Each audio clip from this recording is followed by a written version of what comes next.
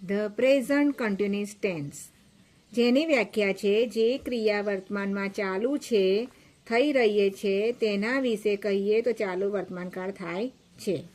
તેની રચના છે કરતા પહેલાં લેવાના છે, ઇઝ એમ આર અવશ્ય લેવાના છે અને પછી આઈએનજી વાળું ક્રિયાપદ લેવાનું છે. આપણે હવે આઈએનજી વાળું ક્રિયાપદ લઈએ છીએ તો આઈએનજીના નિયમો છે 3. આઈએનજી લગાડીએ ને તો ક્રિયાપદ સાથે કંઈક સુધારા થાય છે. એના 3 નિયમ છે. પહેલો છે અંતે ઈ આવતો હોય તો ઈ નીકળી જાય આઈએનજી લાગે. જુઓ દોસ્તો, અહીંયા આપણે ઈ કાઢી નાખવાનું છે. એક્ઝામ્પલ કમ છે તો આ ઈને શું કરવાનું છે? આપણે નીકાળી દેવાનો છે. કમ આ નીકાળી દીધો, માત્ર આઈએનજી લગાડવાનું છે. જુઓ છે. ચલો બીજું છે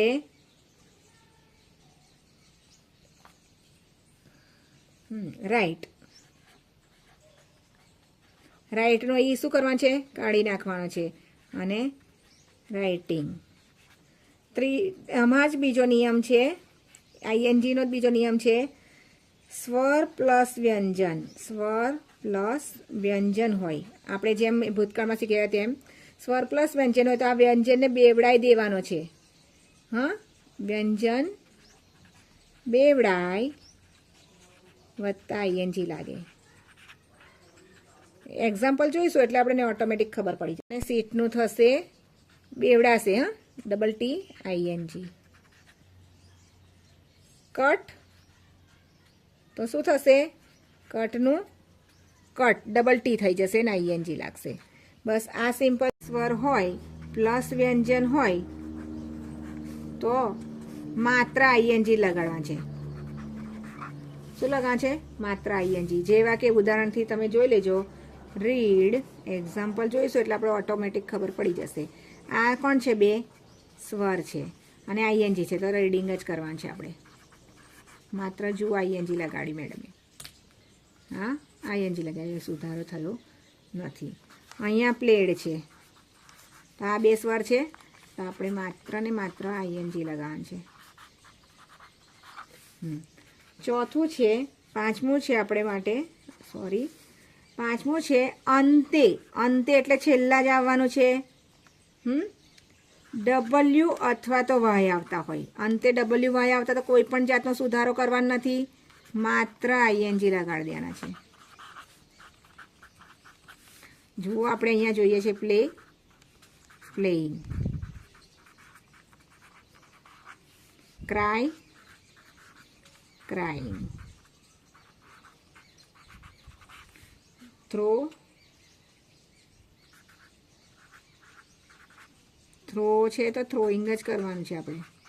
ડબલ્યુ હોય ને વાય હોય તો માત્ર આઈએનજી લગાડવાના છે, કંઈ પણ જાતનો સુધારો થાય નહીં. હવે આપણે એક્સરસાઇઝ માટે થોડું જોઈ લઈશું. એક મેં ખાલી જગ્યા તમને કરાવી દઉં છું, 5 જ. રામ ખાલી જગ્યા ઓન ધ બેન્ચ. બેન્ચ પર બેઠો છે રામ, બેસી રહ્યો છે તો અહીંયા તમારું આવશે સીટ. તો રામ બેસી રહ્યો છે તો રામ માટે આપણે શું વાપરીશું? અહીંયા ઇઝ અને સિટિંગનું સિટિંગ કરી દઈશું.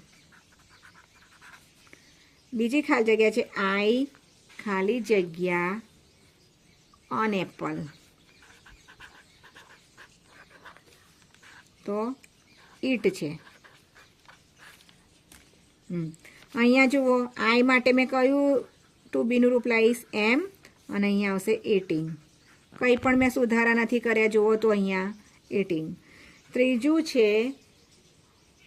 બહુવચન લઈ લઈએ. ચાલો આપણે ધ બોયઝ લઈ લઈએ, બોયઝવાળું. અને ખાલી જગ્યા મેં કરી talk. The boys talk loudly. બાળકો વાતો કરી રહ્યા છે તો અહીંયા ટોક તો બહુવચન એમનું આવશે, આર આવ્યું અને અહીંયા આવશે ટોકિંગનું ટોકિંગ કરી દેવાનું છે આપણે, આઈએનજી. સિમ્પલ છે, કંઈક અઘરું છે નહીં. હવે આપણે એક એક્ઝામ્પલ લઈ લઈશું યુ વાળું. યુથી સ્ટાર્ટ થાય છે અને અહીંયા આપણે લઈ લીધું છે વોક. રાઈટ લઈ લઈએ, write. You write this letter. રાઈટનું આપણે શું કરવાનું? યુ છે તેની જોડે ટુ બીનું રૂપ કયું આવશે? આર. અને રાઈટનું રાઇટિંગ. અહીંયા જુઓ એ નીકળી ગયો છે આપણો. આવી રીતના મિત્રો તમે કરજો ખાલી જગ્યાઓ, તમારા પૂરેપૂરા માર્ક આવશે. અને આ નિયમોમાં સમજમાં ના કંઈક ખબર પડી હોય તો તમે કોમેન્ટ બોક્સમાં લખી શકો છો, હું તેમનો જવાબ ચોક્કસ આપીશ. અને તમને શુભેચ્છા. ઓકે.